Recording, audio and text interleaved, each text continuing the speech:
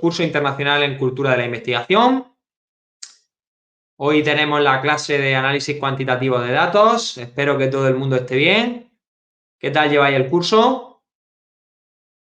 Veo que aquí estoy recibiendo saludos. Me alegro mucho de que sigáis al pie del cañón, como decimos acá en España. Bien, pues nada, hoy vamos a ver una continuación de lo que estáis viendo en estas clases. Si no mal recuerdo, la última sesión que tuviste fue de metodología cualitativa, ¿no? ¿Verdad? En breve os dirán los directores, que estoy viendo por ahí preguntas por el chat. Pues bien, vamos a arrancar con el análisis cuantitativo de datos. Voy a intentar contaros también un poco mi experiencia, que espero que os sirva para pues aprender, ¿no? Y coger ideas que os puedan resultar interesantes. Y nada, pues si está todo el mundo preparado, preparada, vamos a ello, ¿no? Veo que está también la gente conectándose. No sé si esperar un poco. Y mientras, pues aprovecho para hacer alguna pregunta de esas que nos ilustran, ¿no? A los profesores para saber cómo enfocar la sesión. Así que voy a hacer una pregunta con el post de encuestas. A ver, vamos a editar esta.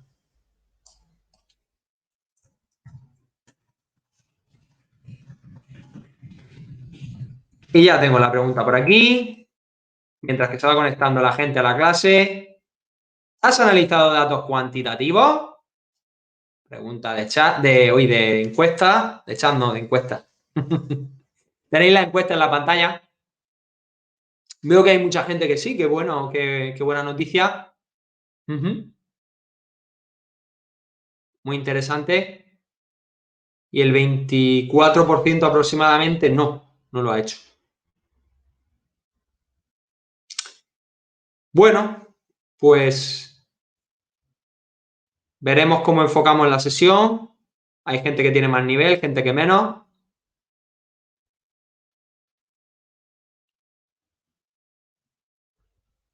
Es otro tema, ¿no? Bueno, pues falta gente por votar. ¿Has analizado datos cuantitativos? ¿Sí o no?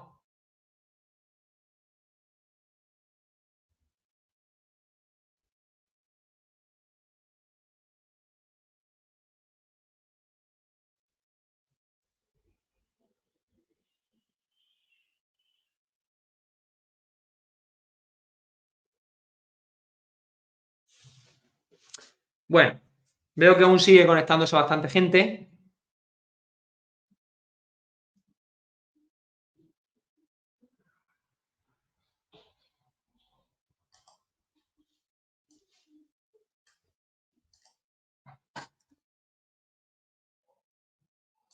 Mientras vamos contestando la encuesta, mientras que sigue subiendo el número de participantes.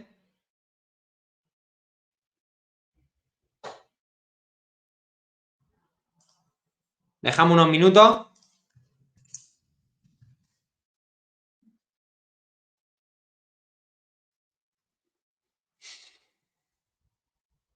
Vamos por 242. De momento falta mucha gente por contestar la encuesta.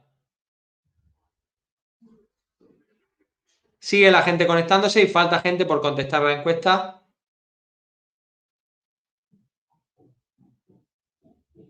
Bueno, pues vamos a empezar ya con la clase. El 73% dice que sí ha analizado datos cuantitativos y el 27% dice que no ha analizado ningún dato cuantitativo. Bien, tenemos un nivel bastante variopinto, estupendo. Pues vamos a ello. Como acabamos el martes en la clase, tenemos los siguientes diseños de investigación. Diseños experimentales, diseños cuasi experimentales y diseños observacionales. ¿Qué ocurre en los diseños experimentales? Pues que se busca establecer una relación de causalidad entre las variables. Hay una aleatorización de sujetos a la hora de crear los grupos. y serían los experimentos clásicos de laboratorio. Imaginaros que voy a encerrar a 10 personas con obesidad en una habitación y solamente les doy pan y agua durante 10 días. Un diseño experimental. Un estudio en el que se establece un control de las variables extrañas. Habría que aleatorizar también grupos, crear un grupo control, luego lo explicaremos a lo largo de la sesión. Y luego están los diseños cuasi experimentales. Aquí no se puede establecer relación de causalidad porque pues no hay tanto control de variables extrañas. Al final lo que se busca es conocer la relación entre variables. Y dice, ejemplo, se administra un cuestionario de personalidad a un sujeto para describir si es introvertido. Ahora seguiremos ahondando en esto, ¿vale? Esto es nada más que una presentación.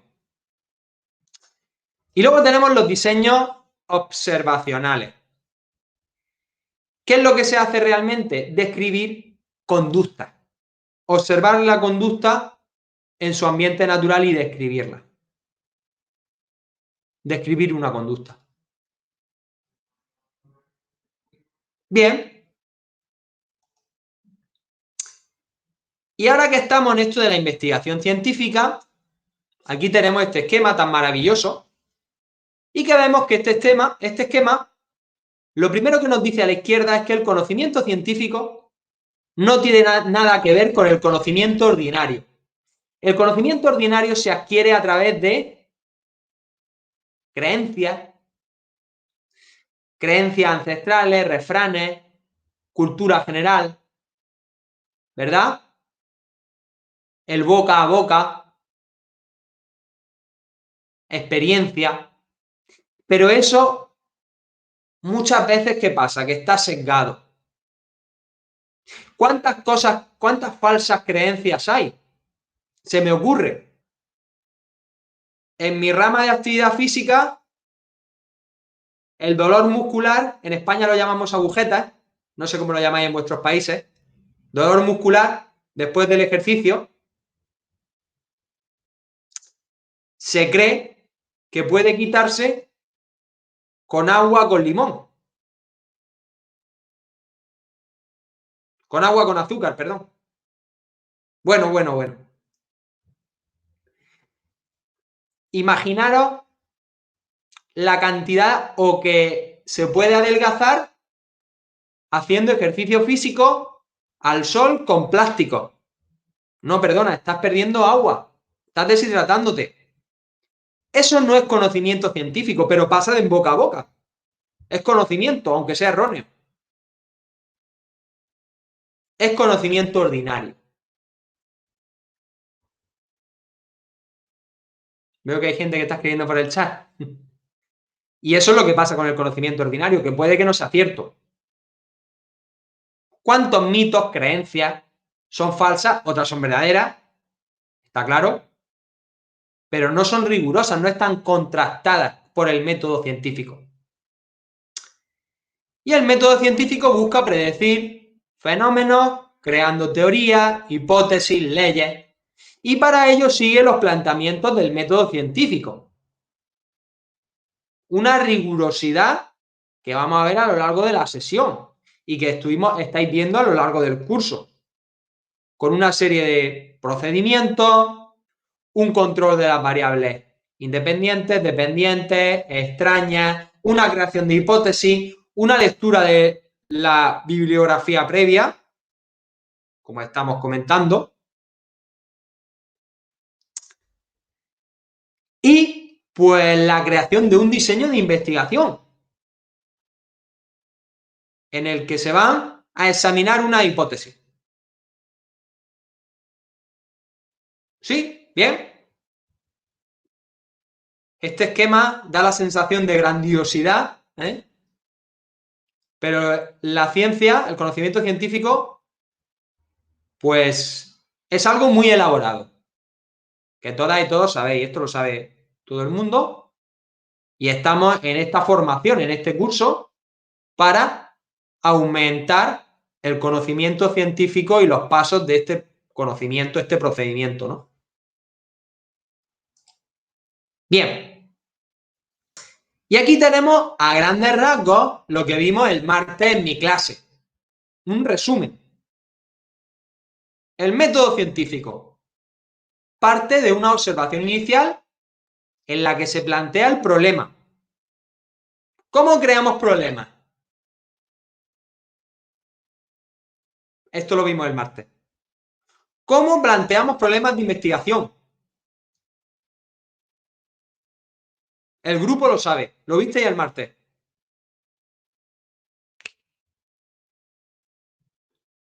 ¿Cómo planteamos problemas de investigación?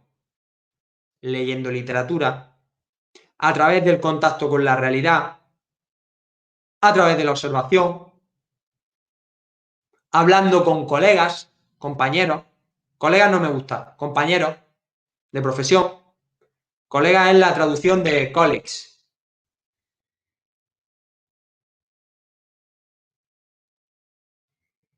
Dijimos el martes que nunca planteamos problemas sacados, salvo excepciones, de conocimiento extraído de la prensa, porque la prensa está sesgada. Bueno, y una vez que hemos planteado el problema, leyendo la bibliografía previa o a través del contacto de la realidad, hablando con colegas, establecemos una hipótesis.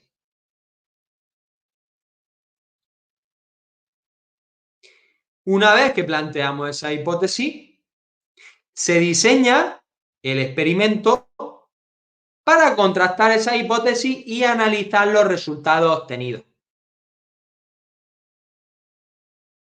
Finalmente, se discuten esos resultados elaborando un informe de investigación que sería la publicación del artículo.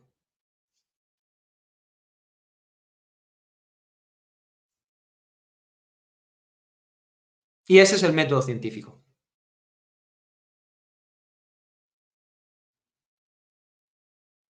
¿Vale? Resolviendo un poco lo que comentamos en la clase del martes. Esto lo hablamos el martes, aparte de más cosas. Puede haber varias hipótesis. Puede haber varios objetivos. En función del estado de la literatura anterior. Bueno, pues seguimos, ¿no? Avanzamos. Y la replicabilidad en el método científico puede conseguirse a través de diferentes estrategias. El método inductivo, donde pasamos de lo real a lo teórico, mediante la generalización de las observaciones llegamos a formular leyes.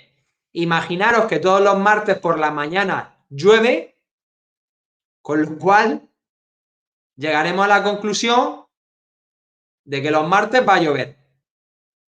Y eso va de la observación a crear un conocimiento teórico. Es como decir, el sol sale por el este. ¿Verdadero o falso? Y eso aparece de la observación. Método inductivo. Y luego tenemos lo contrario, el método deductivo, que parte de la teoría a lo real. Voy a leer artículos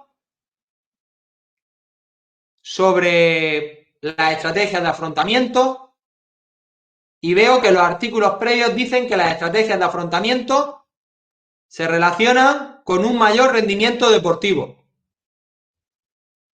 Pues la hipótesis es que efectivamente las estrategias de afrontamiento se relacionan con mayor rendimiento deportivo. De lo teórico a la realidad. Y luego tenemos el método hipotético deductivo que combina ambos tipos de conocimiento. Combina los dos, al inductivo y al deductivo. Bien. Seguimos.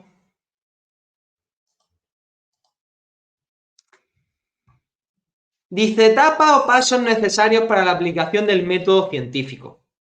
Nivel teórico o conceptual. Sería la revisión bibliográfica que decíamos y la formulación de la hipótesis. Nivel técnico-metodológico sería el establecimiento del diseño del método, cómo llevar a cabo la recogida de datos, y el nivel estadístico-analítico sería analizar, filtrar los datos. Esa examinación estadística, depuración de los datos, examen estadístico de todo lo establecido en los objetivos e hipótesis. Bien, pues seguimos.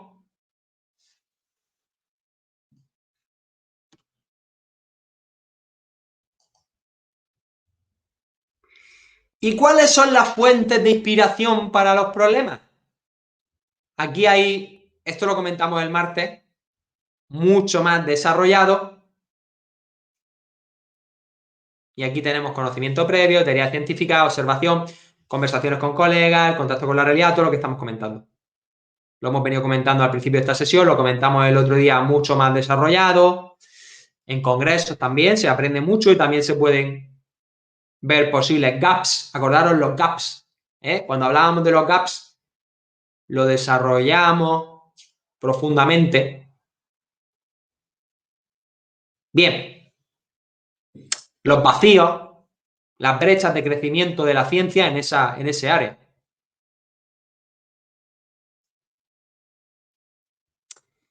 Darwin, luego más adelante vamos a poner ejemplos. ¿Vale? Luego pondré algún ejemplo. Bien. Criterios para elegir el problema. Acordaros que en la sesión del martes vimos muchas preguntas. Dice, debe incrementar el cuerpo de conocimiento. Esto sí que tenéis que tatuároslo a fuego. Si hago una investigación es para aumentar el conocimiento. Si no lo aumenta, no la hago. Que quede claro. En repaso de la sesión del martes. Debe conducir a nuevos interrogantes. ¿Se puede llevar a cabo el procedimiento? ¿Se puede investigar? ¿Es viable realizar la investigación? Todo eso también hay que mirarlo.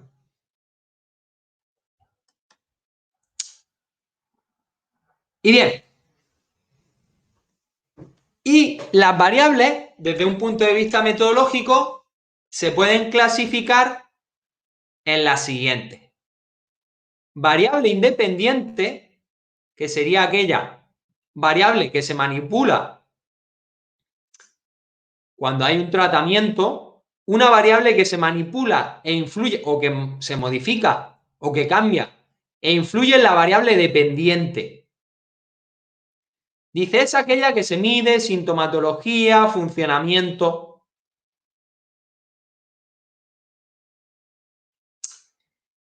Y la variable extraña, que son aquellas variables que van a influir en la relación entre la variable independiente y la dependiente y que los investigadores van a intentar controlar dependiendo también del diseño.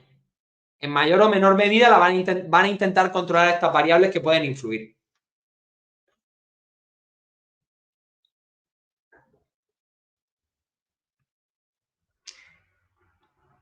Las variables en ciencias sociales, por ejemplo, variable independiente, estrategia de afrontamiento, ¿cómo influye en el rendimiento deportivo?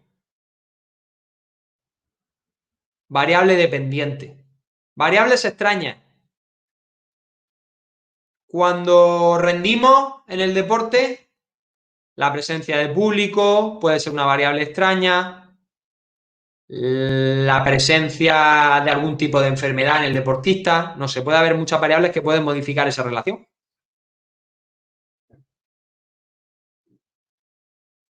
En cambio, en un estudio de laboratorio, como decíamos al principio, ahora lo veremos, en un diseño experimental, hay control de estas variables extrañas.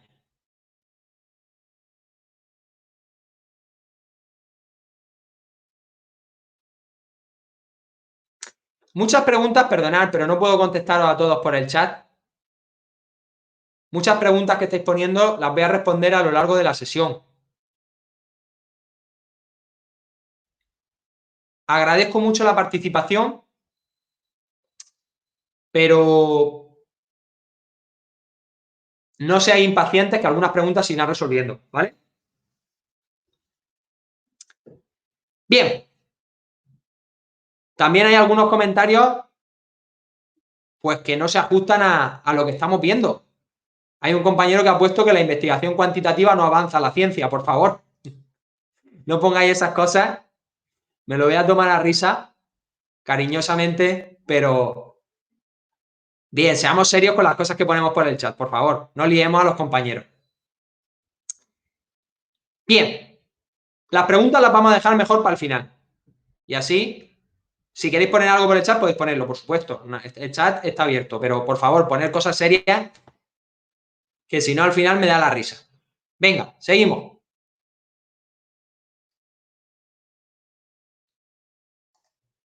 Bien. Diseños de investigación. Ya explicamos algo en la sesión del martes, pequeñito, muy poco, muy poco. Y dentro de los diseños de investigación encontramos los diseños experimentales, que los vamos a desglosar ahora. Y aquí aparece algo más de información a lo que hemos visto en el principio. Dice aleatorización. Luego veremos los tipos que hay de aleatorización.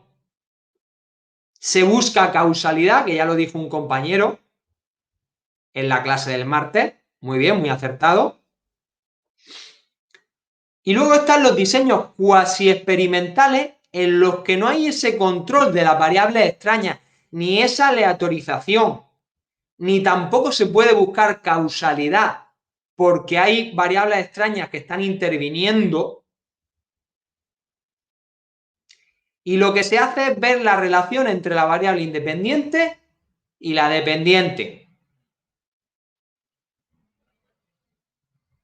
Ya. Y luego están los diseños observacionales, que van a describir conductas. No buscan relaciones, describen conductas.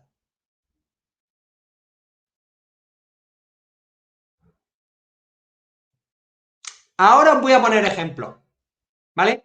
Estoy simplemente esquematizando lo que vamos a desarrollar ahora.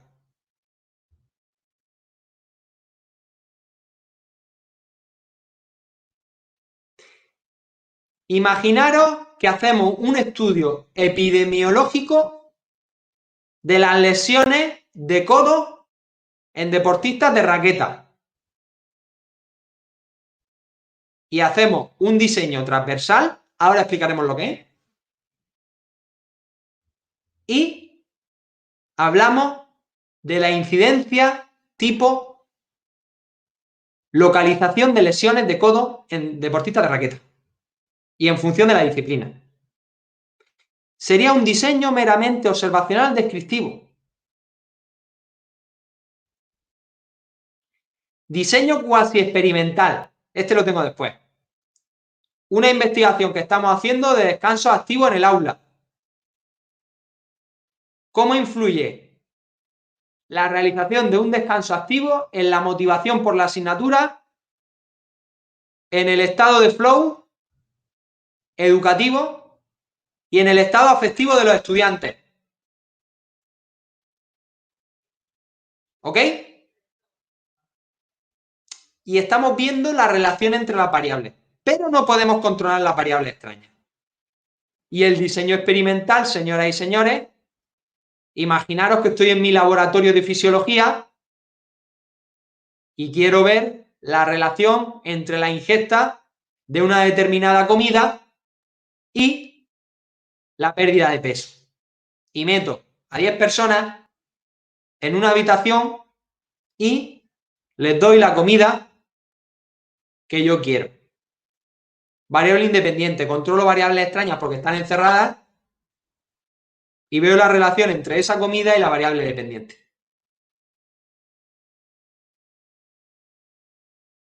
Ahora explico más. No quiero hacerme de spoiler. ¿Y qué pasa con esta investigación cuantitativa? Pues que tiene que tener una garantía de calidad. Una fiabilidad que se mide con el alfa de Cronbach, por ejemplo, que es el coeficiente más utilizado. ¿Alguien conoce el alfa de Cronbach? En investigación cuantitativa utilizamos el alfa de Cronbach mayormente. Número 1. También se utilizan otros coeficientes. Hay uno que se llama la M de McDonald, me parece. No recuerdo bien.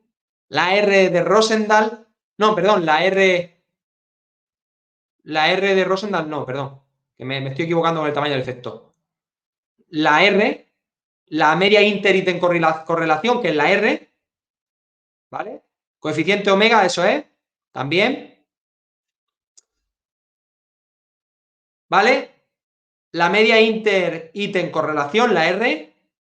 Tenemos el coeficiente omega, que lo ha dicho por aquí un compañero, correcto.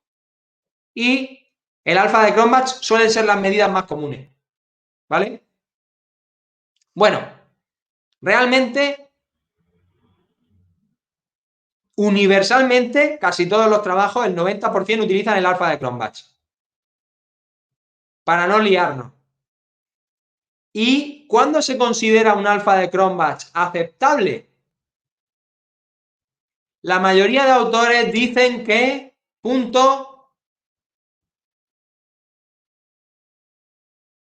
Bingo, Teresa Fernández, .70.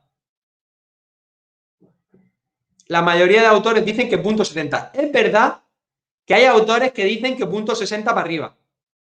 Vale.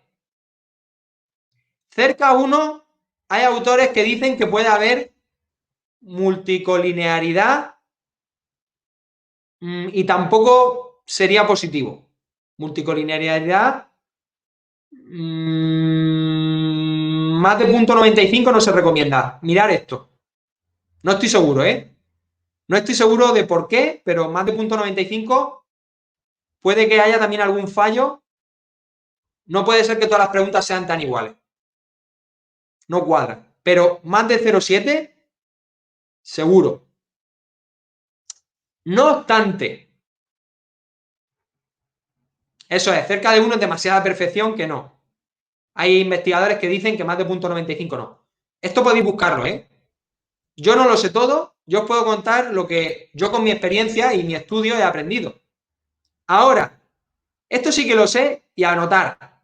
Los que hacéis investigación cuantitativa, ¿tenéis referencias de autores que recomiendan el .70? ¿Las tenéis?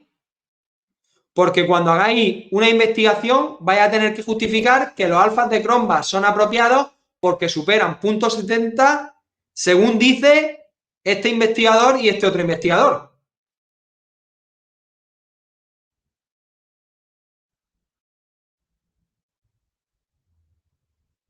Esto sí que es importante que acabo de decir. Por favor, anotemos referencias que nos ayuden a apoyar que nuestra fiabilidad es correcta. Deberes, para quien no los tenga. A mí, algunos revisores me lo han dicho. Vale, son correctos estos indicadores, pero ¿en base a quién? Todo el mundo anotando. Perfecto. Si lo tenéis controlado, Susana, genial. Mi labor es decirlo. Y luego tenemos la validez. Hay diversos tipos de validez. Entre ellos, la de contenido, que sería que realmente las preguntas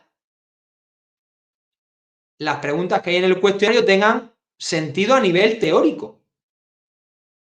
A la hora de crear un instrumento, pues las preguntas tienen que tener una coherencia a nivel teórico también.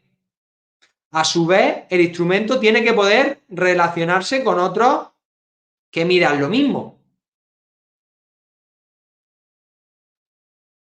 Bien. Bueno, cualquier caso, a la hora de utilizar un instrumento, tengo que asegurarme que la fiabilidad y validez sea la adecuada.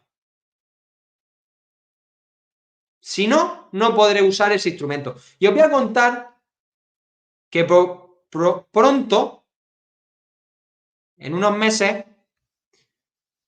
voy a publicar un estudio de revisión sistemática sobre las propiedades psicométricas de instrumentos que miden estilos educativos parentales, y examinando la literatura, muchos instrumentos que se han utilizado, el problema que tienen es que no tienen la fiabilidad apropiada. Y eso es un problema muy gordo.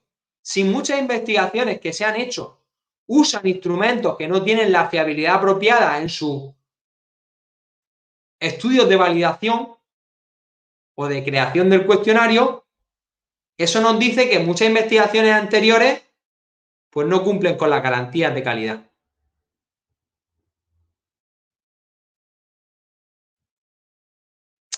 Con lo cual, si voy a hacer una investigación cuantitativa y voy a coger un instrumento de medida, tengo que mirar sus propiedades sociométricas, psicométricas, ¿vale?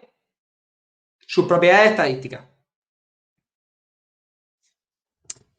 Bien, seguimos con más ideas.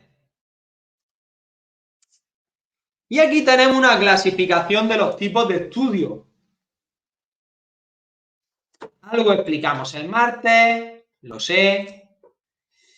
Y tenemos los diseños cuantitativos, los diseños cualitativos y los estudios de revisión, que también en esta clasificación se recogen como un diseño.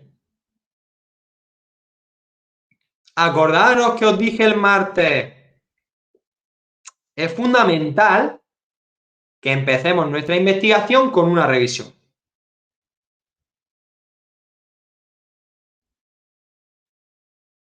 ¿Ok?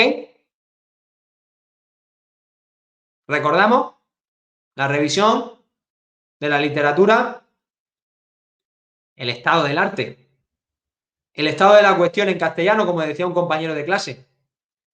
En español, estado de la cuestión. En inglés, state of art. State of art. Art. Bien. Y en los diseños cualitativos, que esto lo viste en la pasada clase, con lo cual poco tengo yo que decir porque no es mi parte. Los diseños cualitativos, como visteis con Elías, ¿no? ¿Fue con Elías? Nos proporcionan una información muy valiosa que a veces los datos no nos dan. Cuando queremos conocer las opiniones de una persona. Bien.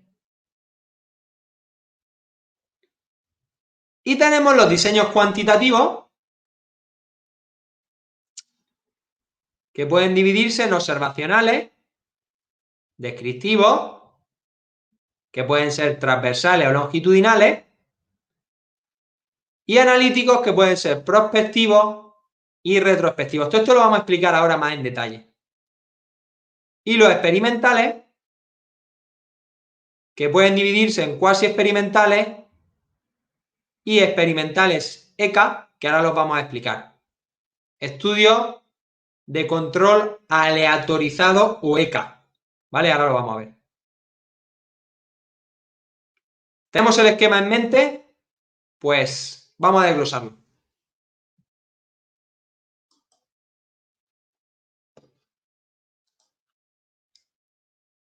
Empezamos por los estudios observacionales. ¿Sí? ¿Preparados, preparadas? Pues go. Y en el diseño observacional, como decíamos al principio, no hay manipulación de variables. Las variables se examinan en su contexto natural. Se selecciona una muestra que nos interesa para conocer, pues, cómo se comportan las variables en su contexto natural. Y solamente se pueden establecer relaciones entre variables. Luego explicaré alguna técnica estadística que se emplea para conocer la relación entre variables, punto, en su contexto natural.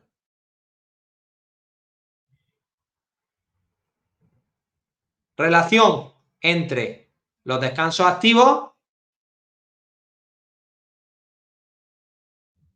mejor dicho, relación entre los estilos educativos parentales y el rendimiento académico, para cambiar de idea. ¿Cómo se comporta la variable estilos educativos parentales y cómo se relaciona con el rendimiento académico? Bien, y dentro de los estudios observacionales tenemos el descriptivo, que puede ser transversal. Los diseños transversales son aquellos en los que se mide en un momento del tiempo las circunstancias de una población. O longitudinal. Y aquí entraría el ejemplo que he puesto antes de los estudios epidemiológicos. Imaginaros que voy a medir el estado de los deportistas de raqueta en relación a la duración, frecuencia e intensidad de lesiones del codo. Son los estudios que se dedican a reportar datos descriptivos. Estadísticos como la media, frecuencia. Claro que puede haber hipótesis, Cintia, porque a lo mejor hay estudios previos de hace 10 años que nos reportan una incidencia epidemiológica y queremos compararlos con 10 años después, ahora, y ya podemos tener una hipótesis de qué pasaba antes. A lo mejor las lesiones de codo han aumentado ahora porque hay más personas que juegan al pádel y no entrenan y no hacen preparación física.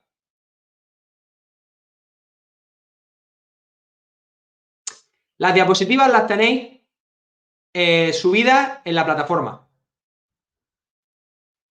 en el apartado de archivos. ¿Vale? Y dentro de la plataforma, en el apartado temas, tenéis la fuente de esta clasificación. Está todo desglosado. Los apuntes. Bien. Venga, prestamos atención. Seguimos, ¿no?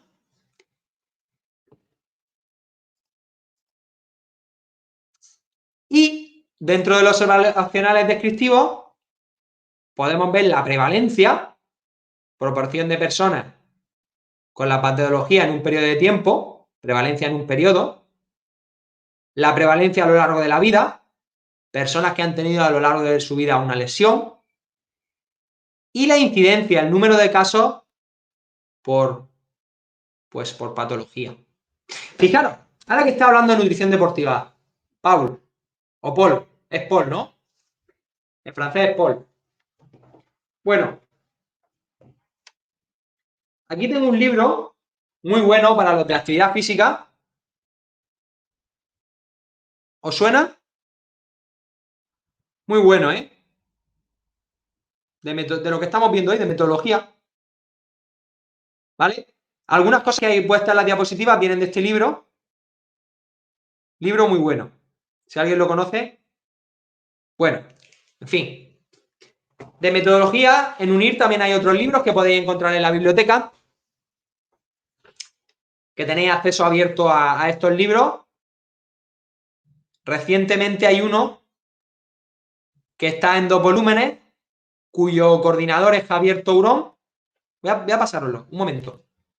Os paso el nombre.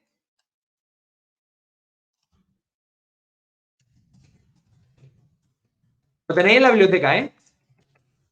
Este libro, ¿eh?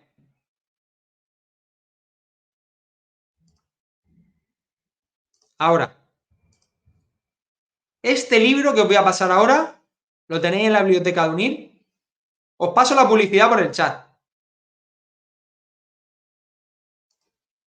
Es de investigación en educación, pero vale para muchas más áreas.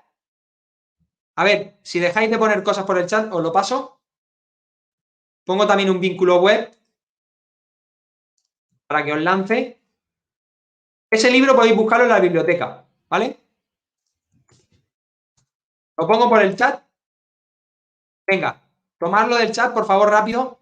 Rápido, rápido, antes de que la gente escriba.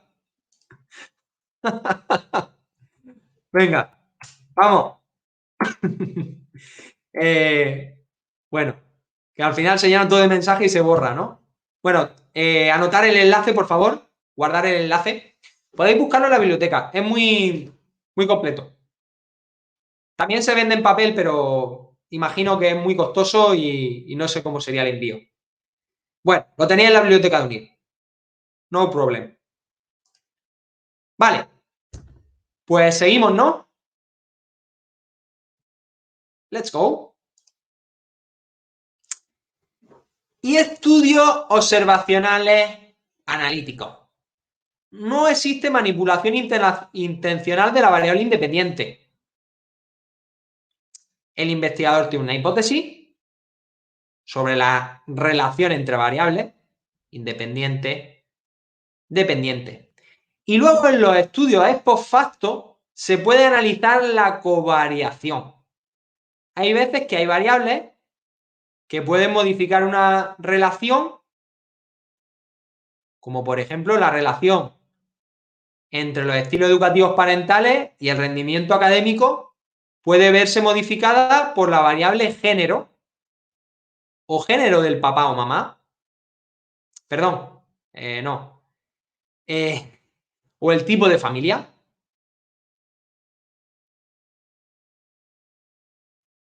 ¿Vale? La variable, repito, la relación entre los estilos educativos parentales y el rendimiento académico puede verse variada por la variable género del niño o niña, por el tipo de familia, por ejemplo. Bien.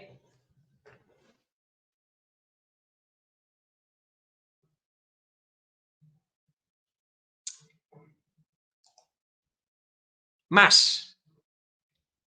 Dice, las técnicas de muestreo son muy importantes en este tipo de estudios. ¿Qué tipo de muestreo?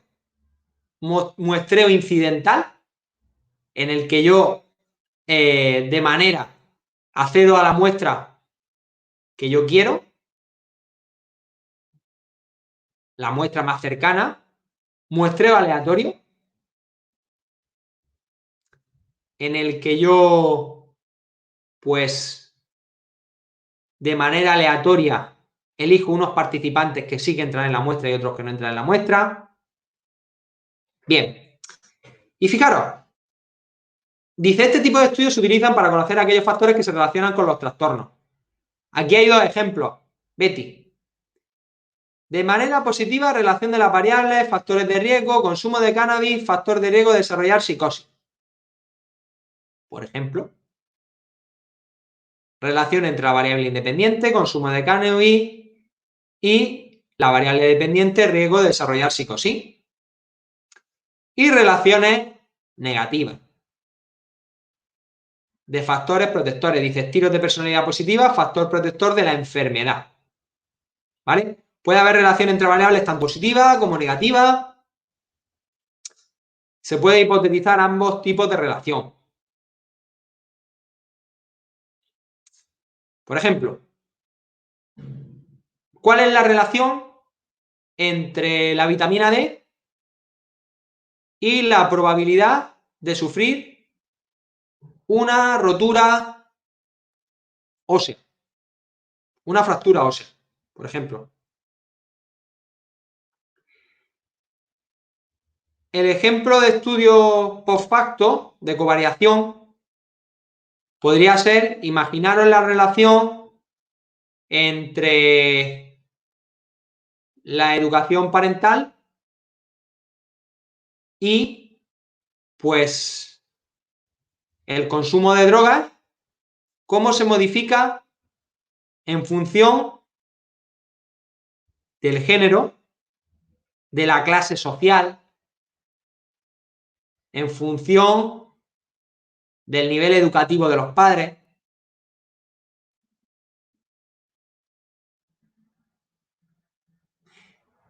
Las covariaciones son variables que pueden modificar la relación entre otras dos. Variables que pueden covariar, modificar la relación entre otras dos variables.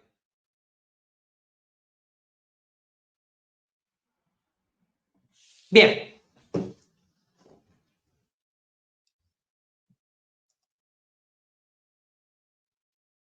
Dice, ¿existe relación entre las horas de estudio y el rendimiento académico? Por ejemplo. Dice, la dificultad de este tipo de estudio es el control de variables extrañas. Porque no las controlamos. O muy poco. Aparte es que son muchísimas variables extrañas. ¿Cómo las vamos a controlar? Seguimos con los estudios observacionales analíticos. Dice, estudios prospectivos o de cohorte. Estudios en los que los participantes son seleccionados por tener un determinado factor interesante. Imaginaros que yo voy a medir a deportistas.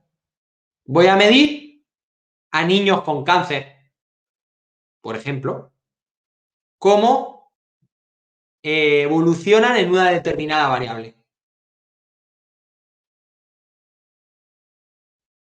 Y los estudios retrospectivos de casos y controles serían participantes elegidos porque previamente tenían un trastorno o una dificultad.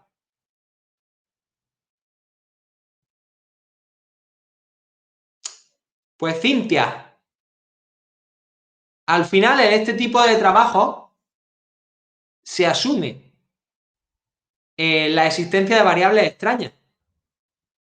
Porque muchas veces es que el estudio de laboratorio tampoco es real, Cintia. Si yo quiero conocer cómo influye la educación parental en el rendimiento deportivo, pues no lo puedo medir en un laboratorio.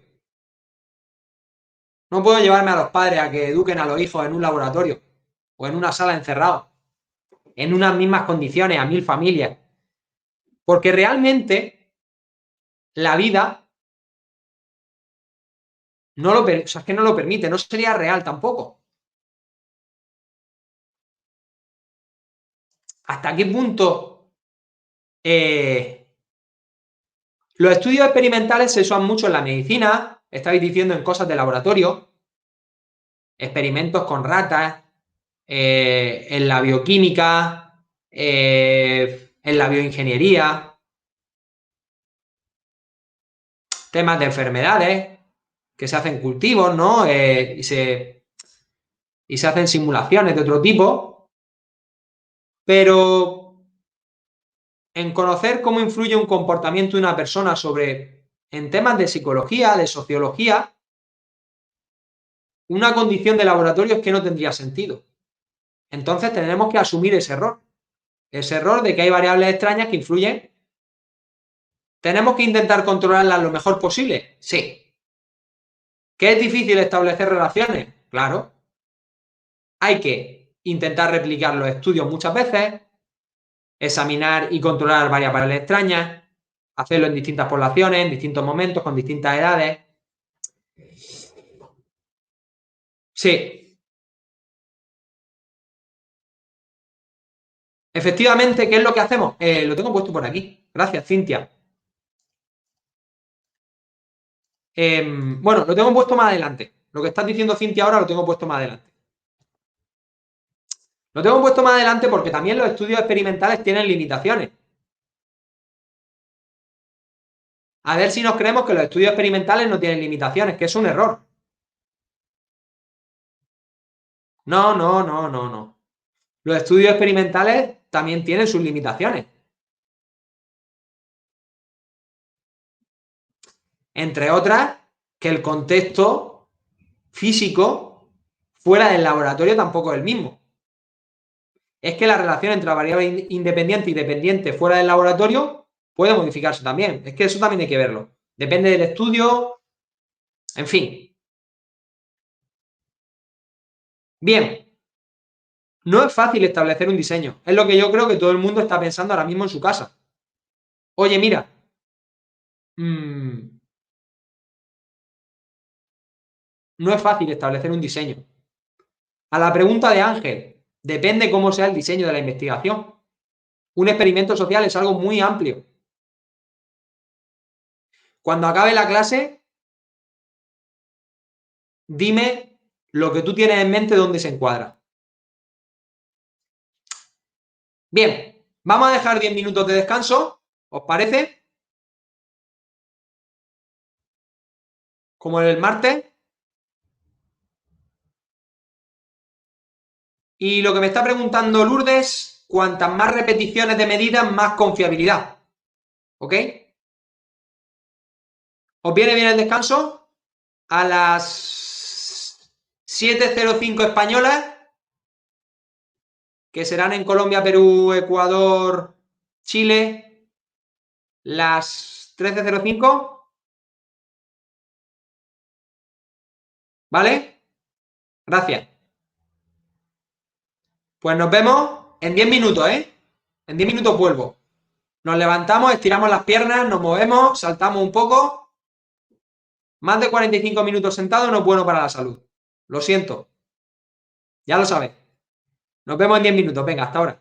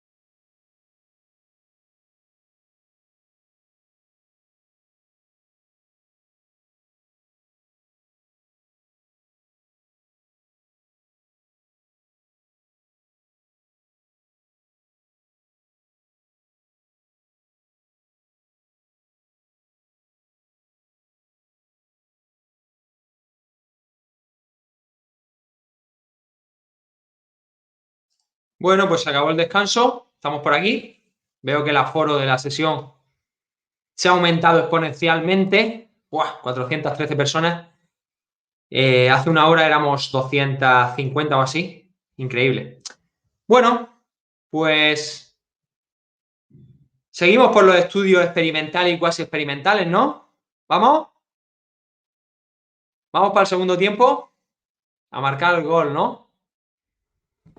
Bien, pues vamos a ello. Vamos a ver qué nos deparan estos estudios. Aunque ya hemos hablado bastante de ellos, ¿no? ¿Qué es lo que pretenden estos estudios experimentales, estos diseños experimentales? Pues identificar causas y evaluar sus efectos. Explorar el efecto que ejerce la manipulación de la variable independiente sobre la variable dependiente. Básicamente, pues ya lo hemos comentado, ¿no? Me he hecho de spoiler anteriormente, pero bueno, ha tocado hablar de esto. Vamos definiendo más cosas. Ahora veremos alguna cosilla más que antes no hemos comentado.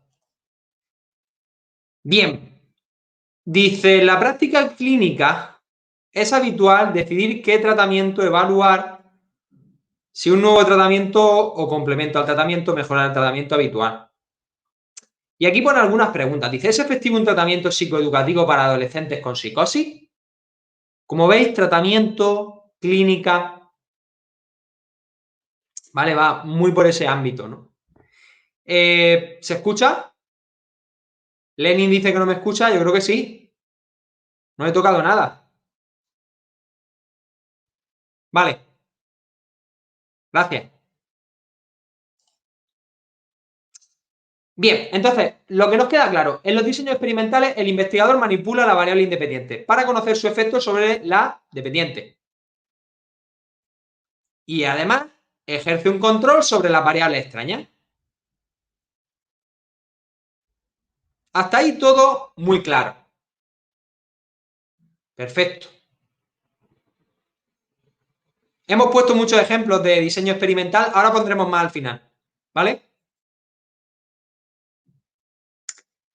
Variables independientes, aquellas cuyo efecto queremos conocer. En el contexto clínico pueden ser terapias, tratamientos, fármacos. Y las dependientes, aquellas que si modifico la independiente provocan un cambio en la dependiente. Y aquí venimos con el ejemplo, para Rosa. El diagnóstico, la sintomatología, el funcionamiento, el rendimiento académico, la calidad de vida, cambian con el tratamiento. Todo ello, lo anteriormente dicho, son variables dependientes. Y el tratamiento sería la variable independiente.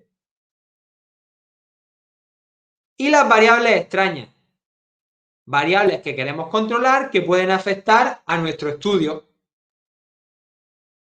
La manera de interactuar con el terapeuta, variables de los propios sujetos, la motivación, por ejemplo, el efecto placebo, la edad,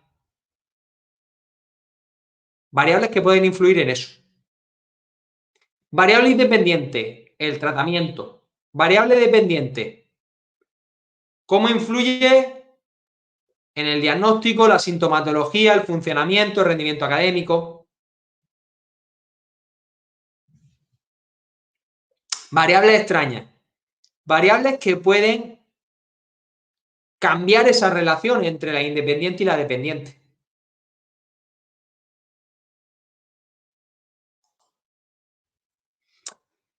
Bien, diseños experimentales, control de variable independiente y control de variables extrañas. ¿Vale? Bien. Diseños experimentales con control aleatorizado.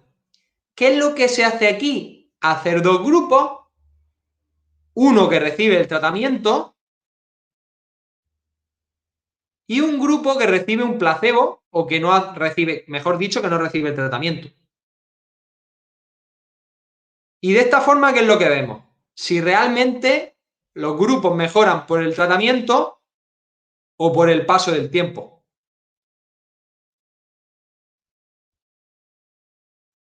Bien. Bien, ¿y qué medidas podemos hacer pretratamiento? Asegurar la equivalencia entre los grupos para controlar los posibles sesgos, variables extrañas, llamarlas como queráis. Emparejar a los participantes según una variable que nos interese de ellos. Evaluar la adherencia al tratamiento, factores moduladores de la efectividad del tratamiento, la magnitud del cambio.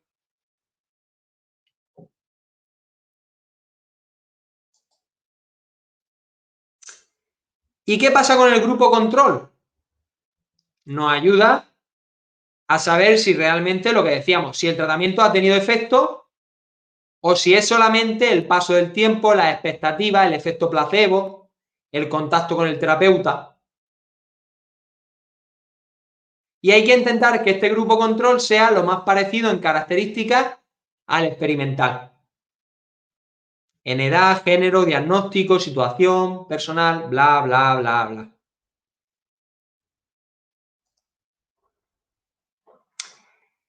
Dice, el grupo control puede ser grupo no tratado, un grupo que no hace nada, grupo de lista de espera. El grupo de lista de espera es que empieza el tratamiento más tarde que el grupo experimental. Sería un grupo que empieza el tratamiento más tarde. Eso se puede hacer para corregir el efecto de las expectativas sobre el tratamiento. Grupo con placebo, grupo con tratamiento alternativo, un grupo que recibe otro tipo de tratamiento para ver qué tratamiento es el mejor.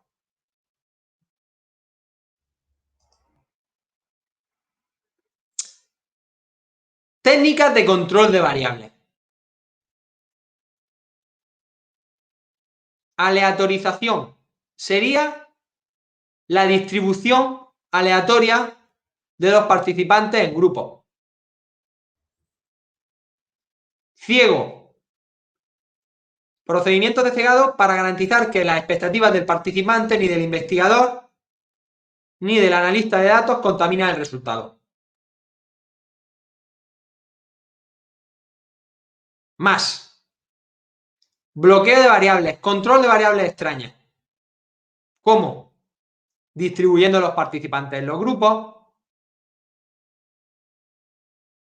Por ejemplo,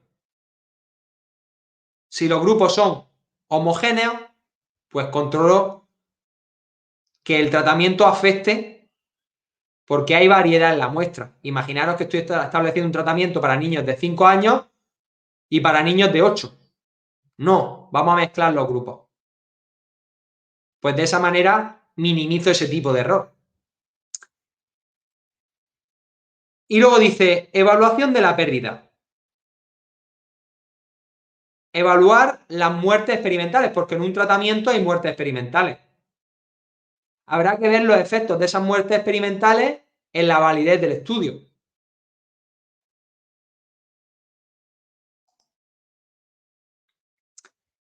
Y la validez interna. Grado en que la manipulación de la variable independiente es responsable de la variable de los cambios producidos en la variable dependiente. ¿Y cómo se mejora la validez interna? Controlando las variables extrañas que puedan haber. Que pueden ser muchas variables extrañas. El paso del tiempo, la edad, la motivación del participante, la salud previa del participante.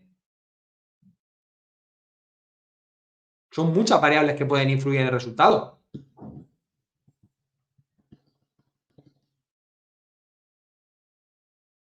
Imaginaros que voy a examinar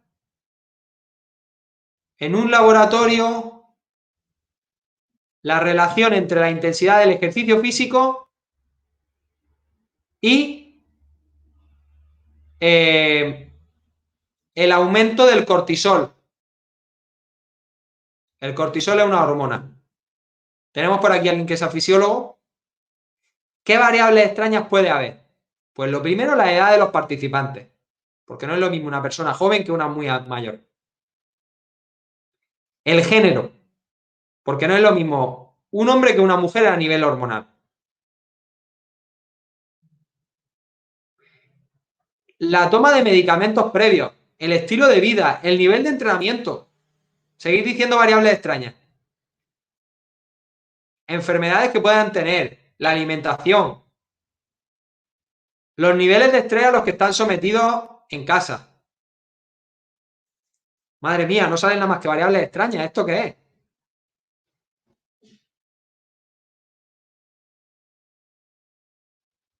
No paran de salir variables extrañas. ¡No! Tenemos que tener a los participantes una semana encerrados primero para que no haya estrés. En una jaula. Bueno, parece una tontería, pero yo he visto investigaciones de gente de fisiología de buscar una respuesta de la variable independiente sobre la dependiente y meter a personas en un contenedor en agua helada durante 5 segundos y cosas así para tomarles mediciones en condiciones muy extremas. O sea, pero muchas de ellas para aislar los efectos de todas estas variables extrañas. O sea, quien no lo entienda es quien no esté poniéndose en la piel de crear ponernos la bata de investigador. Y así es como podéis entenderlo. Tú estás buscando una causalidad y esa causalidad te la pueden modificar muchas variables. Vamos a controlar esas variables que pueden condicionar. Muy bien lo que está diciendo Jaime, muy cierto. Con buen estado del arte se controlan esas variables extrañas. Punto. Y ya está. Ni más ni menos, correcto.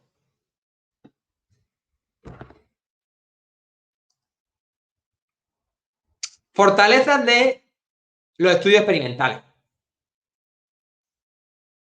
Usar los mismos terapeutas. Aleatorización de la muestra. Evaluadores ciegos. Eso es interesante. Todo eso da validez interna a la investigación.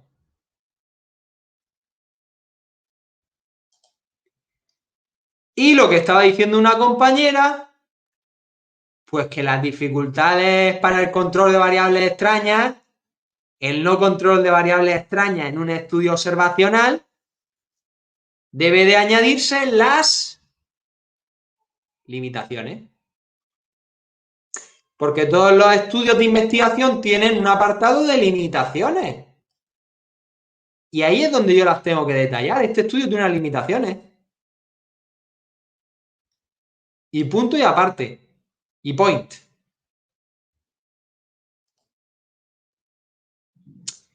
Y bueno, aquí tenéis algunos estudios de este tipo. Y vamos a pasar ahora a los diseños cuasi experimentales. ¿Qué ocurre con este tipo de diseños? Que no podemos garantizar el control de variables extrañas que se lleva a cabo en el diseño experimental. Con lo cual,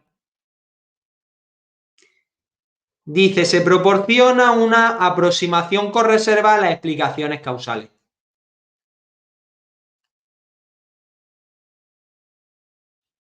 Una aproximación con limitaciones.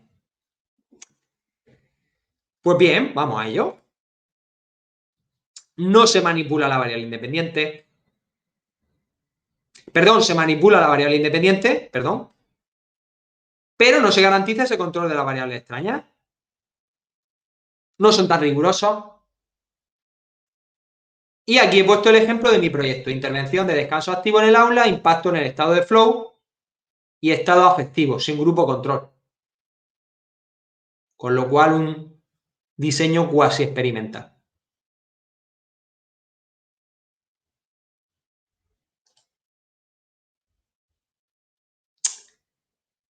Bien. Y se trabaja con un grupo ya formado, no se hace un diseño aleatorio de la muestra, con lo cual sí que se puede utilizar un grupo control si es posible, pero tampoco pasa nada si no se puede usar.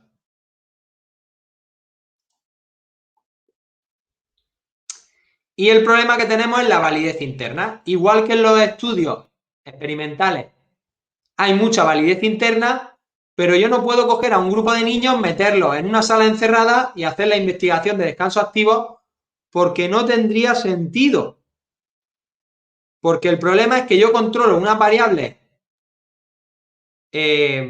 extrañas que hay en la investigación, pero al mismo tiempo no me vale un estudio de laboratorio porque yo lo que quiero es ver cómo se comporta esa variable en su entorno natural. La estoy modificando en su entorno natural para ver qué ocurre en su entorno natural. Si no, no me vale. Los resultados también estarían sesgados en un laboratorio. No tiene sentido.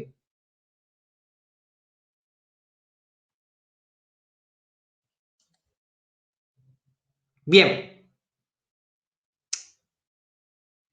¿Y qué pasa? Pues que si no hay dos grupos, no podemos saber si los cambios que se producen al hacer la intervención en los estudios cuasi experimentales es por la propia intervención o por el propio paso del tiempo.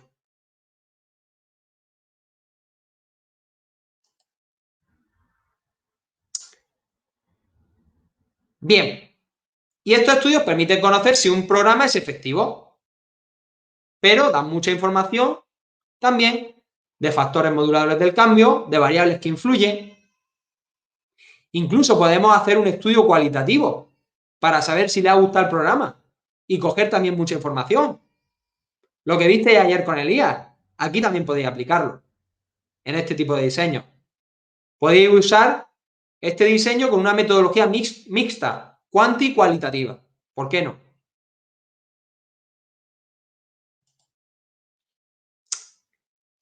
Bien.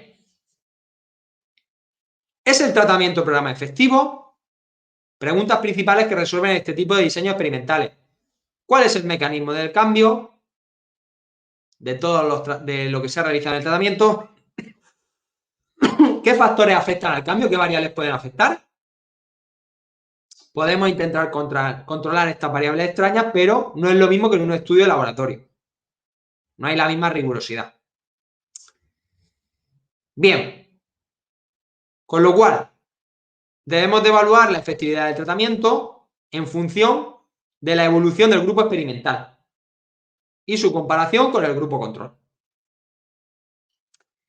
Y podemos utilizar la prueba TD-Student o mediante un análisis de varianza ANOVA, que ahora vamos a hablar de algunos análisis estadísticos que podemos emplear en metodología cuantitativa. Va a ser difícil que los conozcáis todos y que seáis expertos, pero por lo menos ya os van a ir sonando. Vemos los análisis y a quien le interese luego puede investigar por su cuenta, leer, buscar información, pero ya como mínimo después de esta sesión vamos a salir con un esquema de ideas.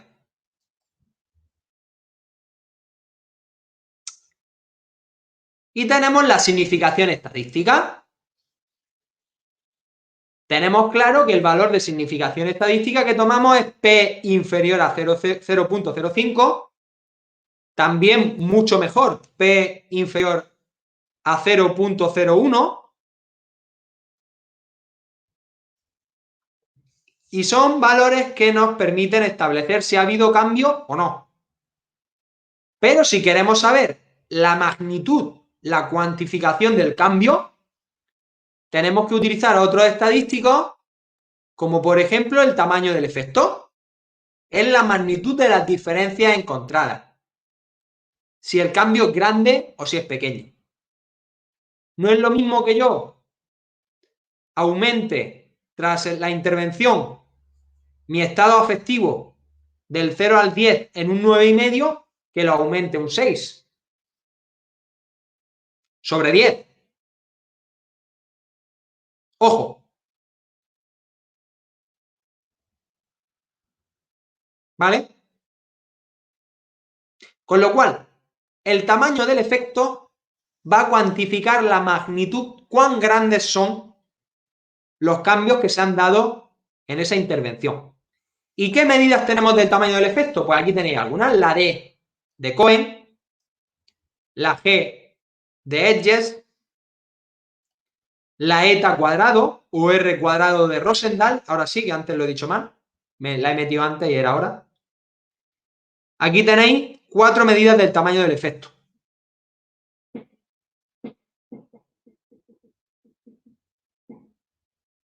¿Vale? Las conocemos, calcularlas es harina de otro costal. Daría para otra clase. Un seminario de 20 minutos de cómo calcular el tamaño del efecto. Bueno, ya lo sabéis.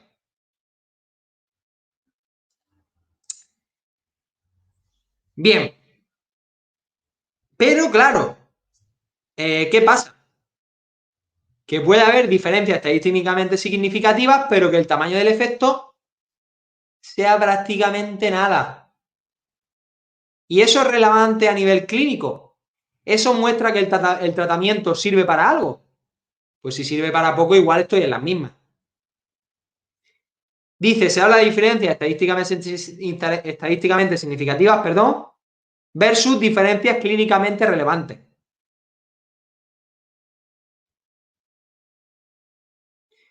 Lo de los no paramétricos, Daniel, lo vemos ahora. ¿Qué pasa? Que igual sí que ha habido cambios, pero muy pequeños. ¿Eso me vale o no me vale? Pues a lo mejor no me vale para lo que yo quiero. Estoy haciendo una intervención y quiero un cambio mucho más grande. Necesito que esa persona mejore mucho en esto. Y no ha mejorado lo suficiente. Hay que valorarlo.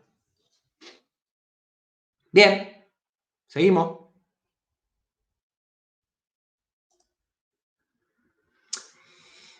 Bien, pues estamos ya en el apartado de análisis de datos.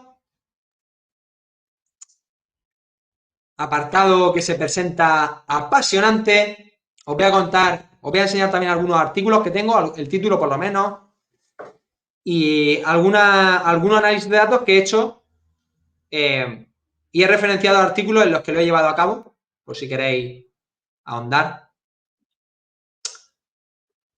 Bien.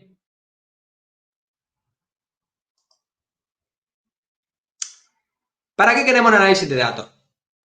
Resumir y organizar datos, estadística descriptiva.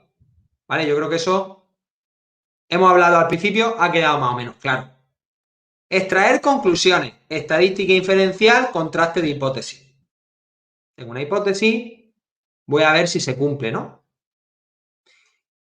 Estadística descriptiva, acordaros del estudio epidemiológico de las lesiones del codo. Y la hipótesis, vamos a ver cómo influye esta variable en esta otra variable. Vale, bien. Vamos a ello, ¿no? Y bien, pues, ¿conocéis la curva de normalidad? ¿Qué pasa? Que al final las diferencias se encuentran en los polos extremos. Y es lo que realmente estamos buscando, ¿no? Que se cumpla este nivel de significación. Y si no se cumple, nos tocará pues rechazar la hipótesis, ¿no? Si se cumple, aceptamos la hipótesis, si no, la rechazamos.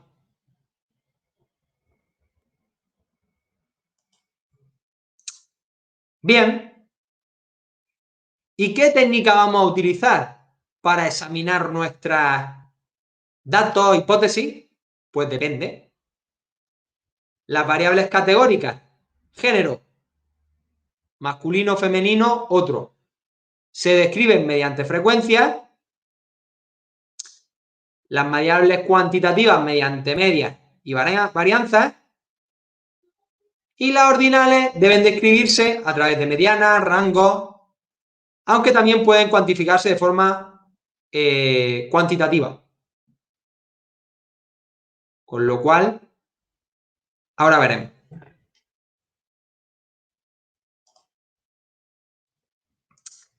Para comparar proporciones y variables ordinales, categóricas, podemos utilizar la chi cuadrado y la prueba de McNeman. Para comparar medias, la prueba TD-Student y el ANOVA. para pruebas de contraste no paramétricos, cuando la muestra no sigue una distribución normal, lo primero que tenemos que ver es si la muestra sigue una distribución normal, que es lo que hemos visto aquí, en esta diapositiva, ¿vale?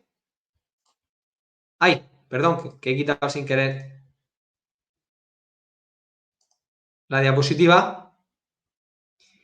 Sigue la muestra una distribución normal y esta es la distribución normal. Y para eso tenemos que hacer la prueba de normalidad utilizando estadísticos como la Z de Kolmogorov-Smirnov, ¿os suena? Si la muestra no sigue una distribución normal, deberemos utilizar la U de Mann-Whitney para comparar medias, Wilkinson, y luego para conocer la relación entre variables tenemos otro tipo de pruebas, que serían la correlación, las ecuaciones estructurales y las regresiones.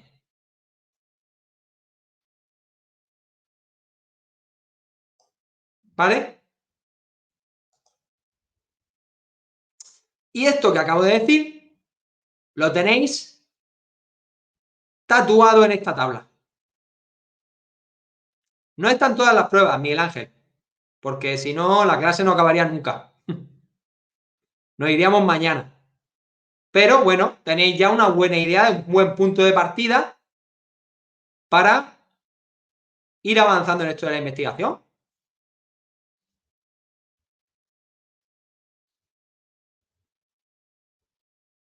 Muy bien, seguimos. Ok, prueba chi cuadrado. Ejemplo, ¿cuándo utilizaría la prueba chi cuadrado? Cuando son proporciones no relacionadas. Dos variables categóricas. Dice, ¿la proporción de fumadores es distinta entre hombres y mujeres? ¿La presencia de un trastorno alimenticio se relaciona con haber practicado gimnasia rítmica? ¿Asistir a clases se relaciona con aprobar la asignatura? Y aquí tenemos un ejemplo de tabla de contingencia en la que se utiliza el estadístico chi cuadrado para conocer si existen diferencias significativas entre estas variables categóricas. That's it.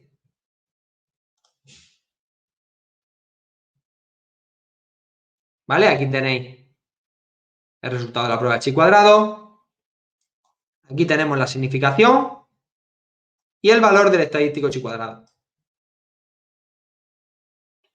La presentación está colgada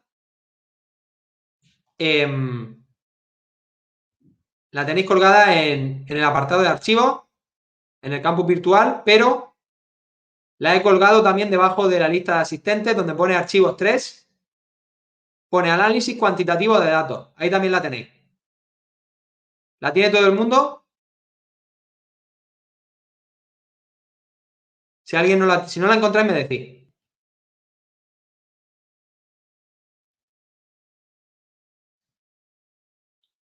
Es mucha información lo que estoy dando esta tarde, española. Y esta tarde latinoamericana ya, con la hora que es. Mucha información. Las diapositivas están debajo del chat, de la lista de asistentes, perdón. Y dentro del campus virtual, donde pone archivos, presentaciones, metodología cuantitativa, análisis cuantitativo de datos.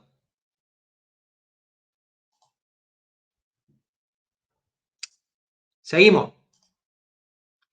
Y la prueba de McNemar, que exactamente sirve para lo mismo. Yo esta nunca la he utilizado, ¿vale? Pero sirve exactamente para lo mismo. Aquí tenéis el ejemplo de tabla, de reporte. Y como veis es exactamente casi igual que la chi cuadrado, la significación, el valor de la prueba de McNemar, con lo cual prácticamente es un sinónimo una de la otra. Lo explicado para una vale para otra. Y luego tenemos la prueba T-de-Student cuando queremos comparar las medias de dos grupos distintos y evaluar si una variable categórica se asocia a una cuantitativa. Diferencias de género en la personalidad resistente. Diferencias de género, la personalidad resistente sería una variable cuantitativa que iría del 0 al 10, por ejemplo, y el género sería masculino y femenino, por ejemplo. La T-de-Student son variables binarias. 1 o 2. Dos posibilidades.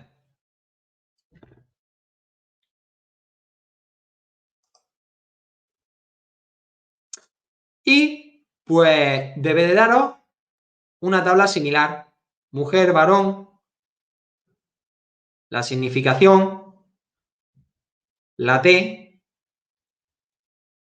¿vale? Son los valores que tenéis que reportar. La T la tenéis aquí, la significación. Luego tenéis también una tabla donde aparecen los estadísticos descriptivos de la muestra, la media. La prueba depende del tamaño de la muestra, porque si la muestra es muy pequeña, probablemente, Susana, utilicemos pruebas no paramétricas. Como la U de Mann-Whitney, que sería el equivalente a la T-de-Student.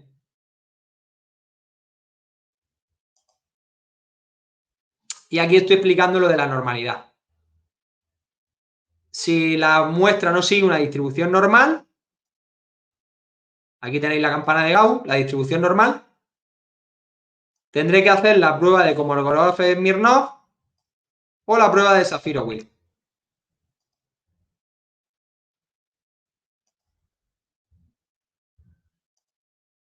Y aquí tenéis un ejemplo de cómo hacer la prueba de normalidad en una muestra, con la prueba de Kolmogorov-Smirnov y la prueba de Shapiro-Wilk. Aquí tenéis un ejemplo de prueba de un Mann-Whitney, que es como la T-de-Student, pero no paramétrica. El archivo de la clase del martes lo tenéis colgado en el campus virtual, pero lo puedo colgar también ahora. Aquí debajo de la lista de asistentes, ya lo tenéis también. El archivo que pone 2 y el que pone 4. Lo tenéis colgado en el campus. Bien. Aquí ejemplo de cómo hacer una prueba de un Mann-Whitney. Como veis, dos grupos, igual que la T-de-Student, exactamente igual. La del análisis cualitativo es de Elías, yo ahí ya, está colgada en el campus. Creo. Y la prueba de T-de-Student para muestras relacionadas. Permite comparar las medias del mismo grupo en dos momentos distintos. Imaginaros que hago una intervención para mejorar los estilos educativos de un grupo de padres. Antes y después. Pues si quiero comparar las puntuaciones tendré que utilizar la prueba de Student para muestras relacionadas. Punto. Punto. No queda otra. Y esto me va a determinar si ha habido mejora en el grupo experimental y en el control. Voy a ver las puntuaciones de dos grupos. La media pre, la media post, la T, los grados de libertad y la significación. Poco más que rascar. Como la T de Student, parecido. Y en las pruebas no paramétricas tenéis la Wilkinson, que es igual.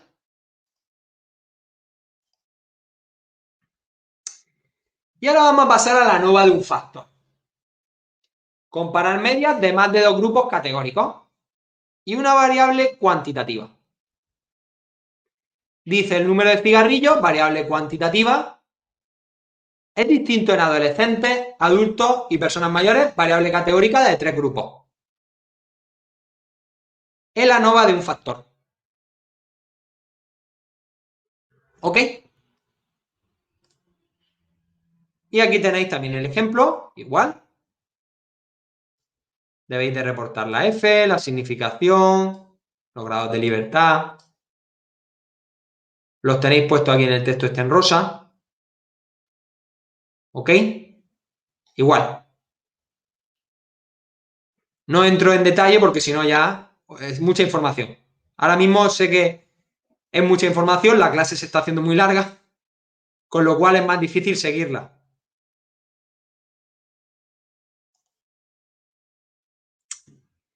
Bien, y la presentación de resultados. Las presentaciones estáis viendo qué tenemos que reportar a la hora de hacer cada estadístico. En APA se piden 2 decimales, atentos con eso. En español se usa la coma, en inglés el punto, son pequeños detalles.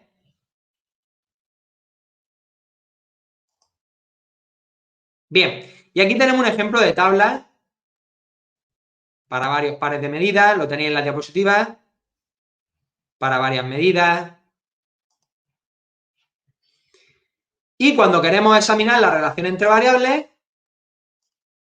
podemos utilizar la regresión lineal, que examina la relación entre las variables independientes y la variable dependiente.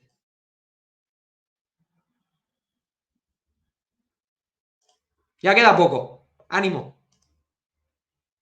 Y luego tenemos la regresión logística binaria, que examina la relación entre la variable independiente, también puede examinar covariables y la dependiente,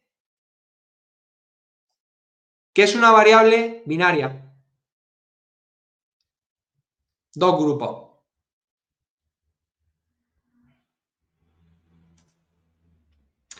Y luego tenemos las ecuaciones estructurales que buscan también examinar la relación entre variables. Ecuaciones estructurales. Es una técnica estadística que busca, también se llama SEM, examinar la relación entre variables. Aquí he puesto un ejemplo de gráfico de ecuaciones estructurales. También deciros que también se puede utilizar la correlación de Pearson, que lo está poniendo por ahí un compañero.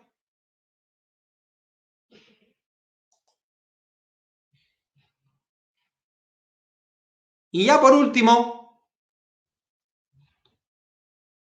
hay técnicas para clasificar las personas en perfiles.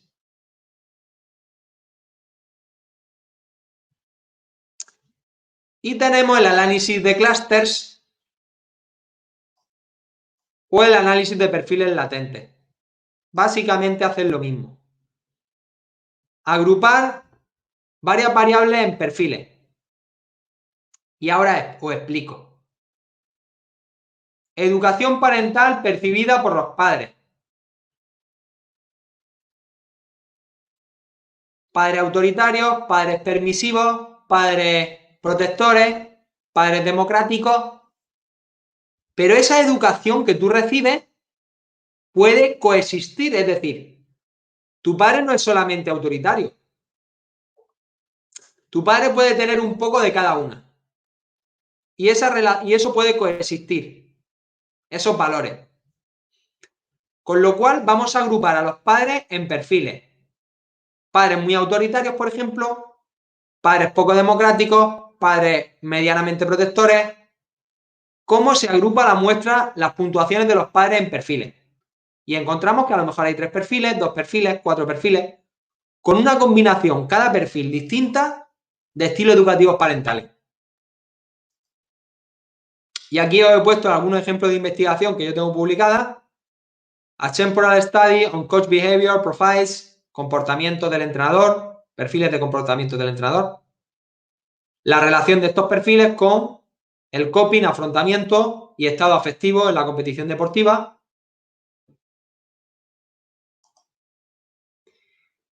Y pues perfiles de consumo de redes sociales y su relación con las necesidades psicológicas y el autoconcepto e intención de ser físicamente activo.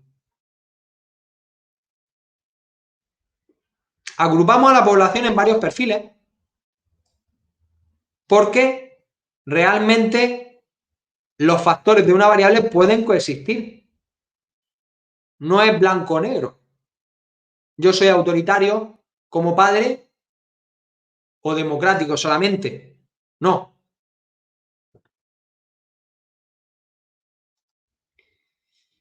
Y esto es todo, amigos y amigas. Muchas gracias por asistir a la sesión. La sesión es densa, os recomiendo que repaséis las diapositivas. Podéis volver a ver la grabación.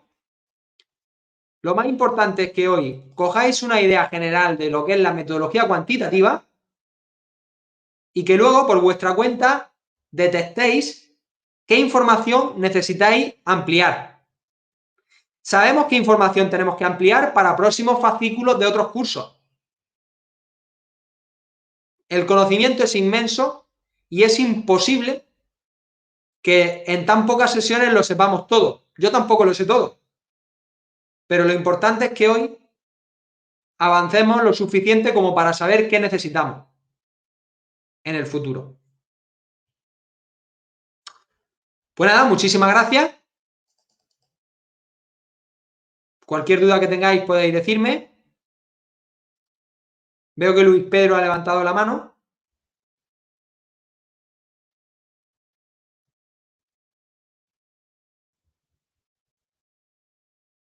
Bibliografía adicional tenéis en el campus, en el apartado temas.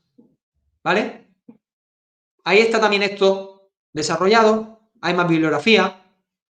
Os he dado el libro de Javier Tourón a lo largo de la sesión. Os he enseñado un libro que tenía yo aquí de metodología en ciencias del deporte. El libro de Javier Tourón es en educación, pero está muy bien. Y lo tenéis en la biblioteca. La biblioteca virtual la tenéis dentro del campus. Si tenéis dudas, podéis preguntar a vuestros tutores. Ellos pueden ayudaros con eso. Tenéis tutores, ¿no? Del curso. Preguntadle a los tutores cómo ingresar. Ellos os ayudan. ¿Vale?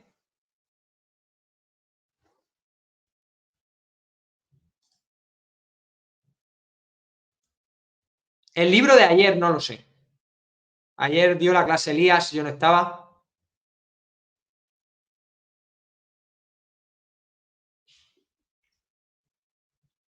¿Ok?